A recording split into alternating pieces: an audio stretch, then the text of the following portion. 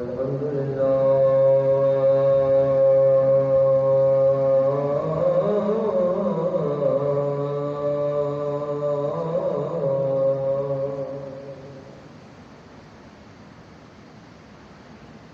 الحمد لله الذي لم يزل عالما قديرا سبحان الله قديرا سميعا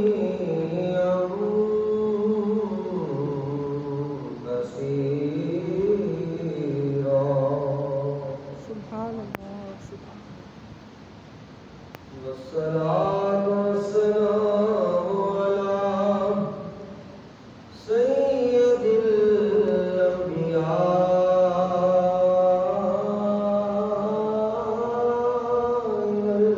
والمرسلين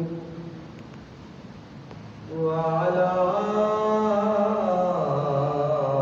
آله وصحبه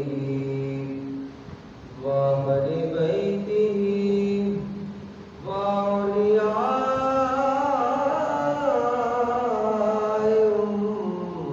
أمته أجمعين.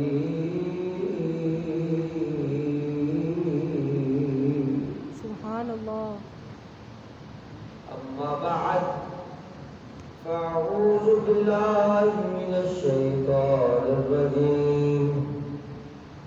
بسم الله الرحمن الرحيم. سبحان الله.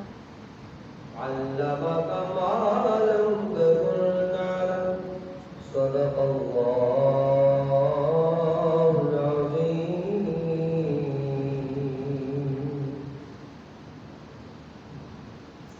إن الله وملائكته يصلون على النبي يا أيها الذين آمنوا صلوا عليه وسلموا تسليما.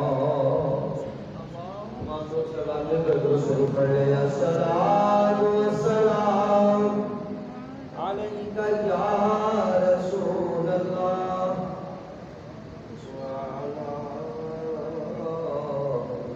أصحابك يا حبيب الله. ویسے ہی درود شریف پڑھنے کی بڑی فضیلت ہے اور جمعے کے بارے میں ترمذی کی روایت ہے، ابو داؤد شریف میں موجود ہے، مشکات المصابیح میں موجود ہے اور بھی متعدد کتابوں میں موجود ہے. آقا علیہ الصلوۃ والسلام نے فرمایا فَاقْصِرُوا عَلَيَّ مِنَ صَلَاتِكُمْ. جمعے کا جب دن آیا کریں تو مجھ پر درود و سلام کی زیادتی کر دیا. سبحان اللہ. صحابہ نے پوچھا یا رسول اللہ ہر دن ہی درود پڑھنے کا مزہ ہے اور آپ پر پڑھنا ہے تو یہ جمعے کی خاصیت کیوں ہے؟ تو میرے آقا علیہ الصلوۃ والسلام نے فرمایا اس دن تمہارا درود پہ ٹھنتا کیوں اس کا جواب دیا تھا. سبحان اللہ. تو جو چاہے نا نبی سے جواب لینا وہ پڑھ لے، باقی تو زبردستی نہیں، اس لیے مل کے پڑھ لو. الصلاۃ والسلام علیک یا رسول اللہ وعلی آلک واصحابک یا حبیب اللہ. الصلاۃ والسلام علیک یا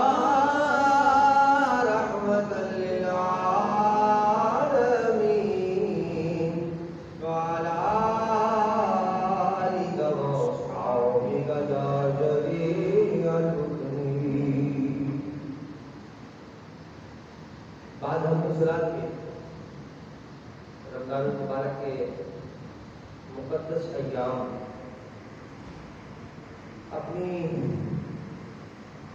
رعنائیوں کے ساتھ مرتبہ انداز سے رواں رواں ہیں. ویسے تو ہر دن ہی اس کا اور ہر رات ہی اس کی الگ ہی قسم کی فضیلت رکھتی ہے اور تمام مہینوں کی فضیلتیں ایک طرف اور اس ماہ مبارک کی فضیلت ایک طرف ہے، اللہ نے اس کو مقام اور مرتبہ عطا فرمایا۔ قرآن مجید کا نزول اس ماہ مبارک میں ہوا اور بہت سارے اعزاز، لیلۃ القدر جیسی شب مبارک اس رات کو عطا ہوئی، اس مہینے کو عطا ہوئی، اور اس طرح کی بہت ساری فضیلتیں ہیں جو اس ماہ مبارک کے ساتھ خاص ہیں۔ انہیں فضیلتوں میں سے ایک فضیلت اور ایک اسپیشلٹی جو اس ماہ مبارک کو حاصل ہے وہ آج کے دن یعنی کہ 10 رمضان المبارک کو وہ خاصیت اس ماہ مبارک کے حصے میں آئی، اور وہ کیا ہے؟ امہات المؤمنین میں سے سب سے پہلی مومنوں کی ماں اور سرکار دو جہاں صلی اللہ علیہ وسلم کی بڑی پیاری محبوبہ ازواج مطہرات میں سے ایک محبوب اور بڑی پیاری زوجہ محترمہ، اور یوں کہیں کہ میرے آقا علیہ الصلوۃ والسلام کی نسل جو قیامت تک چل رہی ہے، اور میرے آقا علیہ الصلوۃ والسلام کے خون سے جن آج اولاد کو نسبت حاصل ہے، وہ اگر صدقہ ہے اور ذریعہ ہے تو وہ اسی ذات مبارکہ کا ہے جس کے دن کے حوالے سے میں آج ذکر کر رہا ہوں، یعنی سیدنا خدیجہ الکبریٰ رضی اللہ تعالی عنہ۔ 10 رمضان المبارک کو آپ کا یوم وصال ہے، اور آج ہی کے حوالے سے یہ دن آپ کی طرف منسوب ہے۔ آپ کی فضیلتیں ویسے تو بہت ہیں، احادیث میں باقاعدہ پورے ابواب چیپٹر بندے سیدنا خدیجہ الکبریٰ رضی اللہ تعالی عنہا کے حوالے سے۔ اس کے بارے میں دونوں روایتیں پڑھی گئی ہیں، خدیجہ بھی پڑھا جاتا ہے اور خدیجہ بھی پڑھا جاتا ہے۔ تو خیر آپ کی عزت اور عظمت کے حوالے سے ویسے تو بہت ساری روایات، کتابوں میں حوالہ جات، خود میرے آقا کریم علیہ السلام کے بیان اور فرمودات آپ کی سے محبت، آپ کی شان اور آپ کی عظمت کے بارے میں واضح طور پر متعدد جگہ پہ موجود ہے، لیکن میں ایک حدیث آپ دوست احباب کی سماعتوں کی نظر کر رہا ہوں کہ جس میں میرے حبیب نے تو جو عظمت بیان کی سو کی، خود رب دو جہاں بھی خدیجہ الکبریٰ کی عظمت بیان کر رہا ہے۔ تو اگر حدیث سننے کا موڈ ہے، حدیث بڑی پیاری ہے، متفق علیہ حدیث، اس کو بخاری نے بھی نقل کیا، مسلم شریف نے نقل کیا، مشکات المصابیح نے نقل کیا، ترمذی نے نقل کیا، اور بھی بہت ساری احادیث کی کتب میں کیا حدیث مبارکہ ہوتی ہے۔ لیکن حدیث سننے کا بھی اپنا مزہ ہے اور حدیث سنانے کا بھی اپنا ایک مزہ ہے، تو مزہ لے کے سناؤ تو پھر تمہیں یہ حدیث مبارکہ تمہاری سماعتوں کی نظر کر دیتا ہوں۔ مزے کا مطلب یہ جب حدیث شریف سنو نا تو دل کی گہرائی سے کہہ دینا سبحان اللہ، تاکہ مجھے حدیث سنانے کا مزہ آ جائے، تمہیں حدیث سننے کا مزہ آ جائے۔ حدیث مبارکہ ہے حضرت ابو ہریرہ کی روایت، تمہیں پتہ ہے حافظ الحدیث کہلاتے ہیں، یعنی حدیثوں کے حافظ مشہور ہیں۔ جتنی احادیث مبارکہ آپ سے روایت ہے حدیث شریف کی کتابوں میں، اتنی احادیث کسی صحابی سے بھی روایت نہیں ہے، اس لیے آپ کو حافظ الحدیث کا مرتبہ اور لقب عطا ہوا۔ وہی ابو ہریرہ اس حدیث کے بھی راوی ہیں۔ حدیث سماعت فرمایا، ابو ہریرہ رضی اللہ عنہ قال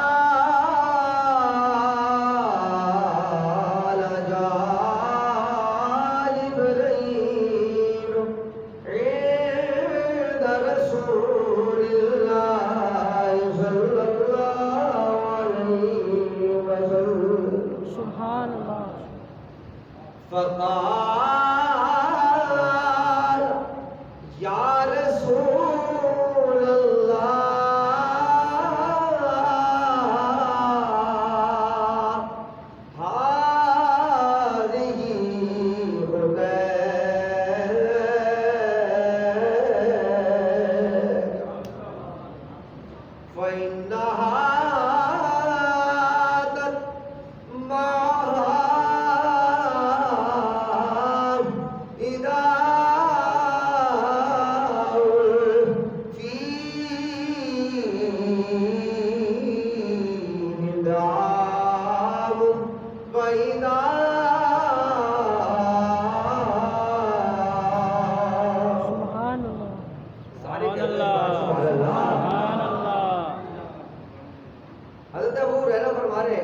باقی ہے، یہاں تک سماعت فرمائے۔ حضرت ابو ہریرہ فرماتے ہیں کہ ایک دن حضرت جبریل علیہ السلام نے کہا، حضرت جبریل بارگاہ مصطفیٰ میں حاضر ہوئے۔ راویین فرماتے ہیں کہ یہ غار حرا کا ہی واقعہ ہے، کیونکہ حضرت جبریل زیادہ تر حضور کے بعد غار حرا میں ہی آیا کرتے تھے، اور سب سے پہلے بھی وہیں آئے تھے، وہی لے کر اقرأ باسم ربک الذی خلق والی جو وحی تھی، جس کا بخاری شریف میں، مسلم میں اور تمام حدیث کی کتابوں میں ذکر ہے۔ تو زیادہ تر یہ غار حرا میں ہی آقا کریم علیہ السلام کی بارگاہ میں حضرت جبریل حاضر ہوتے تھے، تو یہ بھی غار حرا ہی کا تقریباً واقعہ ہے، محدثین نے یہ لکھا۔ خیر، حضرت جبریل حاضر ہوئے بارگاہ مصطفیٰ میں، تو جب بارگاہ مصطفیٰ میں حاضر ہوئے تو حضرت خدیجہ الکبریٰ رضی اللہ تعالی عنہا جو تھی، وہ حضور کے لیے توشہ، ساز و سامان کھانے کا، تو برتن میں اپنا کیا کہتے ہیں کہ حضور کریم صلی اللہ علیہ وسلم کے لیے طعام و اس کا اپنا کیا کہتے ہیں کہ نوش کا، شرب کا، کھانے پینے کا انتظام کر تو بارگاہ مصطفیٰ میں غار حرا کی طرف تشریف لا رہی۔ تو جب آپ اوپر کی طرف تشریف لانے لگی تو حضرت جبریل علیہ السلام بارگاہ مصطفیٰ میں حاضر ہوئے اور آ کے کہنے لگے، یا رسول اللہ ہذہ خدیجہ، یہ جو آ رہی ہے نا یہ حضرت خدیجہ۔ اچھا، یہاں تک تو بات سمجھ میں آ گئی۔ اب حضور کو پتا ہے کہ یہ خدیجہ ہی ہے، میری زوجہ محترمہ ہے، سامان لانی، نئی بات کیا ہے؟ جبریل تو مجھے بھی پتا ہے خدیجہ آ رہی ہے۔ اب اگلے حدیث کے الفاظ سننے والے ہیں۔ حضرت جبریل علیہ السلام نے کہا، یا رسول اللہ قد عطت معها ادام فیہ ادام و طعام، حضور یہ جو آپ کے پاس برتن لے کر آ رہی ہے نا، جس کے اندر کھانا پینے کی اشیاء ہے، اور یہ جو خدمت کی غرض سے آپ کے پاس حاضر ہو رہی ہے، ہاں جبریل، تو پھر کہنے لگا حضور یہ ادا رب کو بڑی پسند آ گئی۔ یہ جو آپ کی خدمت کی غرض سے پہاڑ پہ غار حرا، جن حضرات جو حضرات گئے ہوں حج پر عمرے پہ، انہیں پتہ ہے غار حرا میرا بھائی کوئی چھوٹا موٹا سفر نہیں ہے، 1.5-2 گھنٹے تو بندہ پیدل ہی چڑھ کے تو ایمان تازہ ہو جاتا ہے۔ یہ تو نبی کی قوت تھی، اللہ تعالیٰ نبیوں کو تو ایک نبی کو 100 نبی کے برابر اللہ تعالیٰ قوت عطا فرماتا ہے، اور میرے آقا علیہ السلام کو تو ایک وہ نبی تھا کہ جس کو 100 نبیوں کے برابر رب نے ثواب عطا فرمایا تھا۔ تو گویا آدمیوں کے حساب سے کاؤنٹنگ کریں تو ہزاروں لوگوں کے حساب سے میرے آقا کریم علیہ السلام کو رب نے قوت عطا فرمائی تھی۔ تو میرے حبیب کا تو چڑھنا سمجھ میں آتا تھا، آپ تو پل بھر میں چڑھ جایا کرتے تھے، اور نہ کوئی تھکن نہ کوئی، ہمارے جیسا آدمی تو بیچارہ 1.5 گھنٹے میں 2 گھنٹے میں جا کے چڑھے، وہ بھی کوئی 10-15 اسٹے کیے بیچ میں رک کے، تو جب جا کے اوپر ہانپتے کانپتے اور جناب غار حرا کے اینڈ تک پہنچے تو حضرت خدیجہ الکبریٰ رضی اللہ تعالیٰ عنہ حضور کی محبت میں اتنا دور کا چڑھائی کا سفر صرف اس لیے کہ میرے آقا کو کھانے کی اشیاء پیش کرا ہو، پتہ نہیں کہیں ختم ہی نہ ہو گیا ہو۔ ویسے حضور اپنے لیے ساز و سامان خود لے کے جایا کرتے تھے، جو احادیث سے ثابت ہے، لیکن ایک آدھ دفعہ کا ذکر ایسا ہے کہ حضرت خدیجہ الکبریٰ خود حضور کی یاد میں، حضور کی تمنا میں، کہ حضور کے لیے یہ محسوس کر کے کہ پتہ نہیں کہیں ختم نہ ہو گیا ہو ساز و سامان، تو خود آپ میرے آقا کی بارگاہ میں اوپر سامان لے کر چلی۔ اب جس دن گئی نا تو اس دن کا واقعہ یہ ہے جو بخاری شریف میں اور مسلم میں روایت ہو رہا ہے، حضرت جبریل فوراً حاضر ہوئے بارگاہ مصطفیٰ میں، حضور یہ جو آ رہی ہے پتہ ہے کون ہے؟ ہاں بھائی پتہ ہے کون ہے؟ حضور یہ حضرت خدیجہ ہے۔ ہاں بھائی خدیجہ تو ہے۔ حضور یہ جو آپ کے پاس ساز و سامان لا رہی ہے نا، اس میں کھانا ہے، شرب ہے، کھانے کا انتظام ہے، اور بہت ساری چیزیں آپ کی محبت میں چڑی چڑی لائی جا رہی ہیں اوپر کی طرف۔ ہاں تو بھائی جبریل اب معاملہ کیا ہے؟ اب حدیث کے الفاظ سننے والے ہیں۔ فقال جبرائیل فَإِذَا أَتَتْكَ يَا رسول اللہ فَقْرَأْ عَلَيْهَا السَّلَامُ مِن رَبِّهَا وَمِنِّي وَبَشِّرْهَا فِي بَيْتٍ فِي الْجَنَّةِ بِبَيْتٍ فِي الْجَنَّةِ۔ یا رسول اللہ یہ رب کو خدیجہ کی ادا ایسی پسند آئی ہے کہ رب کہہ رہا ہے کہ اے محمد صلی اللہ علیہ وسلم، جب یہ خدیجہ آپ کے پاس آئے تو ان کو میری طرف سے سلام بھی کہنا اور جنت کی بشارتیں بھی عطا فرما۔ سبحان اللہ، اللہ اکبر، یا رسول اللہ، جنت کی بشارت عطا فرما دے۔ بشرھا ببیت فی الجنہ، اور پہلے فقرا علیہ السلام ومنی، حضور آقا علیہ السلام کی بارگاہ میں حضور یہ ادا ایسی پسند آئی ہے رب کو کہ رب نے کہا ہے کہ میرا بھی سلام بھیجو خدیجہ پر. تو حضور جب رب کا سلام بھیج ہی رہے تو پھر منی میری طرف سے بھی حضرت خدیجہ کو سلام ادا کر دیجیے. یعنی سلام رب بھی، سلام جبریل بھی، اور پھر میرے مصطفیٰ کو یہ بھی کہہ دیا کہ رب نے خالی سلام ہی نہیں بھجوایا، فبشرھا یہ خوشخبری بھی دی ہے کہ خدیجہ کو کہہ دیجیے گا کہ دنیا کے اندر ہی جنت کی بشارت عطا ہو گئی، دنیا میں ہی جنت کی بشارتیں عطا ہو گئی. حضور یہ بھی عرض کر دیجیے گا حضرت خدیجہ کو، یہ بھی فرما دیجیے گا میرے آقا علیہ السلام نے یہ سننے کے بعد جب حضرت خدیجہ آئیں تو انہیں یہ بات بیان کی. یہ حدیث شریف بڑی معتمد علیہ اور بڑی پختہ حدیث ہے. میں اس سے بس ایک دو باتیں عرض کر رہا ہوں کیونکہ مجھے آگے بھی دوسری مسجد کی طرف نکلنا ہے، وہاں پر جمعہ پڑھانا ہے. میں ایک بات صرف عرض کر رہا ہوں تو ایک یا دو باتیں بس عرض کر کے بات ختم کروں گا. سب سے امپورٹنٹ ترین بات جو یہاں پر ہے، جو میں عرض کرنا چاہ رہا ہوں، جو نقطہ سمجھنے والا ہے، حضرت خدیجہ نے صرف اتنی تکلیف اٹھائی، خیر تکلیفیں تو بڑی اٹھائی، اور حضرت خدیجہ الکبریٰ نے جو قربانیاں پیش کی ہیں میرے مصطفیٰ کی بارگاہ میں، وہ دوسری حدیث میں اس کے موضوع اور مضامین بڑے تفصیل کے ساتھ موجود ہے، جس میں حضرت خدیجہ کے بارے میں میرے آقا نے خود فرمایا. حضرت عائشہ رضی اللہ تعالیٰ عنہا بھی حضور کی بڑی محبوب ازواج مطہرات میں سے محبوبہ زوجہ محترمہ تھی، بڑی حضور کو پیاری تھی حضرت عائشہ رضی اللہ تعالیٰ. لیکن جو محبت اور جو قربت اور جو نوازشیں میرے آقا کی حضرت خدیجہ کے لیے تھی، علماء بھی لکھتے ہیں کہ شاید ایسی محبت کسی کے لیے نہ ہو. کیوں؟ اس کی وجہ یہ کہ خود میرے آقا نے فرمایا کہ اے عائشہ تجھے پتہ نہیں ہے کہ خدیجہ کی قربانیاں، خدیجہ کی مدد، خدیجہ کی معاونت میرے لیے اس دور میں تھی جب کوئی بھی میری حمایت میں کھڑا نہ ہوتا تھا. خدیجہ اس وقت بھی مجھ پر ایمان میں لائی ہے، محبت کے حق بھی ادا کیے ہیں. تو خدیجہ کی بات الگ ہے. دوسری بات یہ کہ میری نسل جو چل رہی ہے وہ ساری اس خدیجہ سے چلے گی. عائشہ تو تو نہیں سمجھے کہ ان باتوں کو کہ حضرت خدیجہ کو رب نے کیا مقام عطا کیا ہے، تو اس سے میری محبت کا لگاؤ الگ ہے، اس سے معاملات الگ ہے. اور یہ واقعی حق تھا.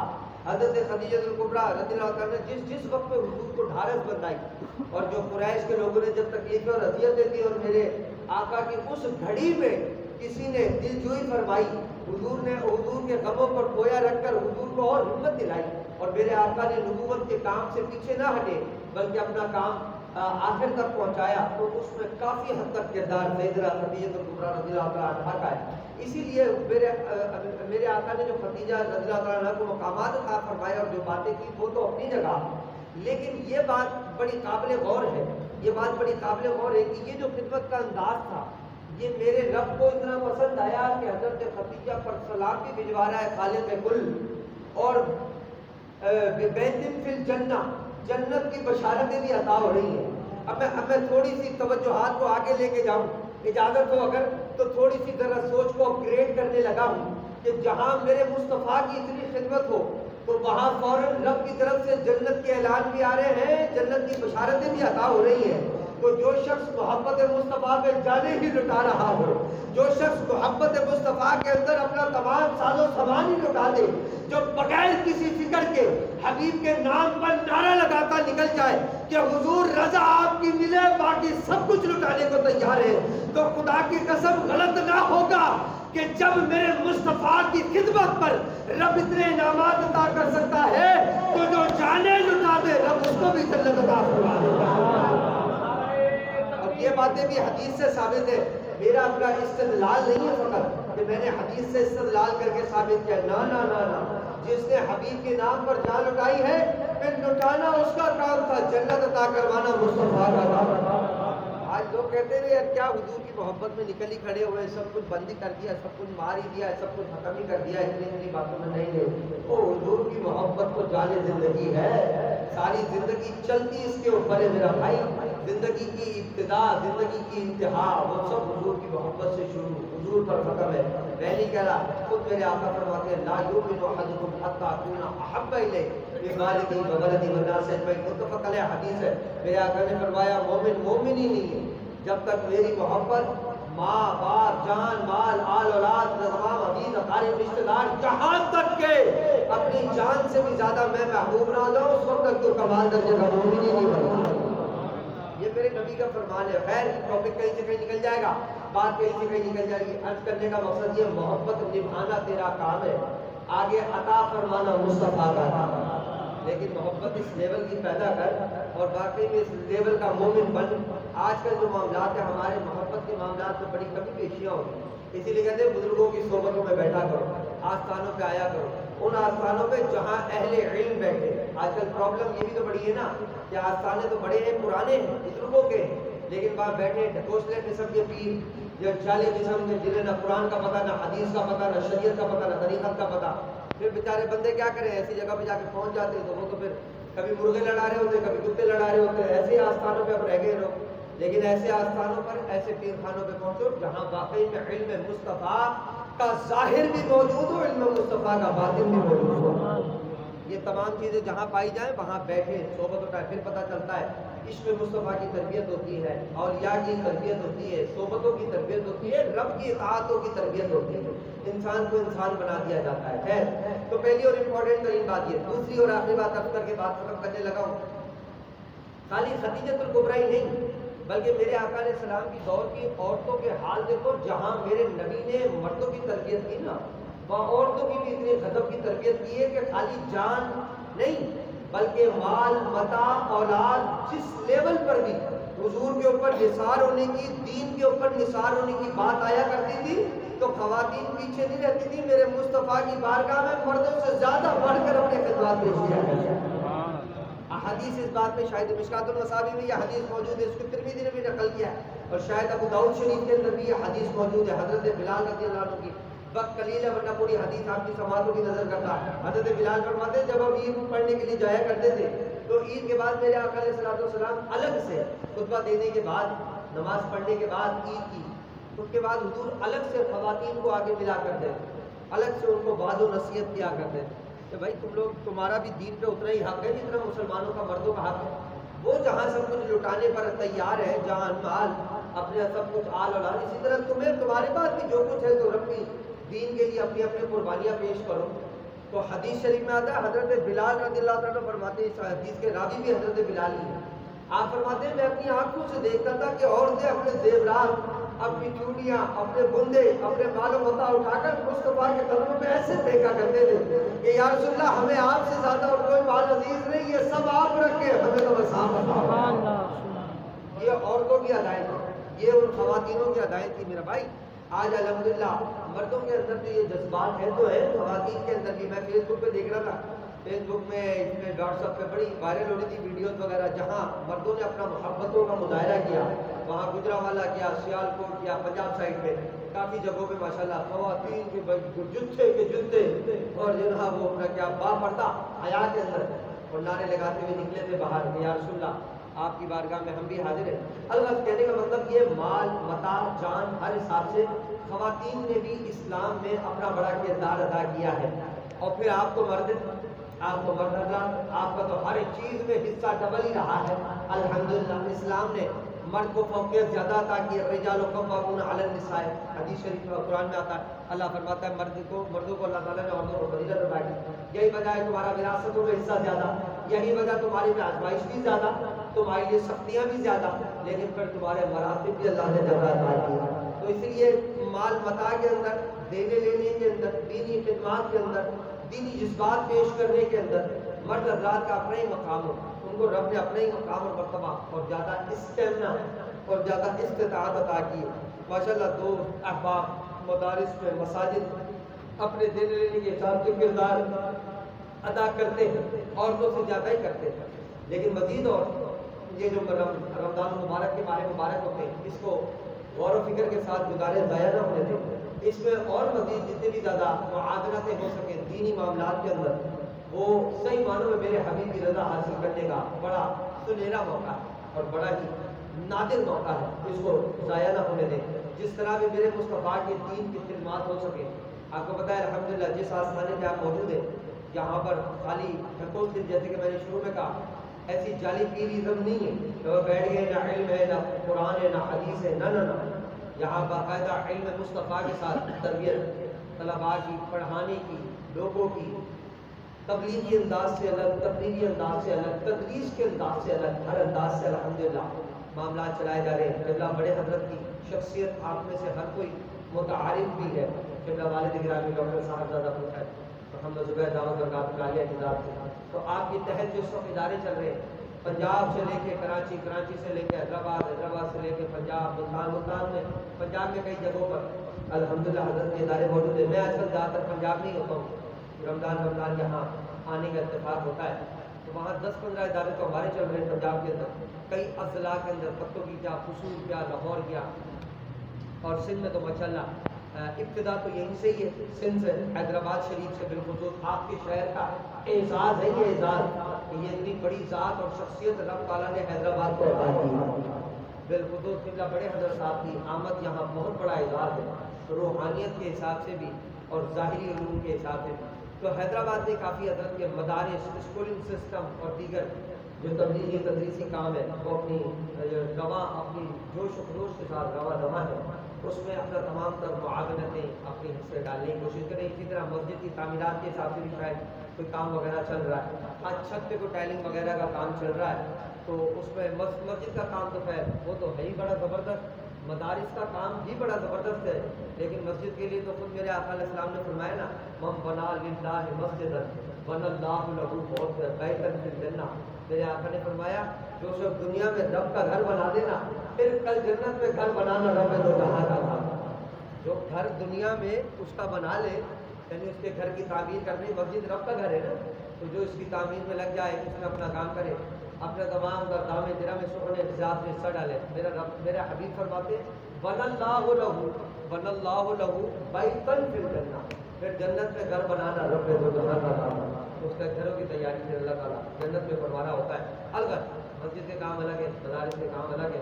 دعا کریں اللہ تعالیٰ ہمیں یہ دینی خدمات انجام دینے کی توفیق عطا فرماتا رکھے، ہمارے دینی ذوق اور شوق میں مزید اضافہ فرمائے۔ وما علیہ الا البلاغ المبین۔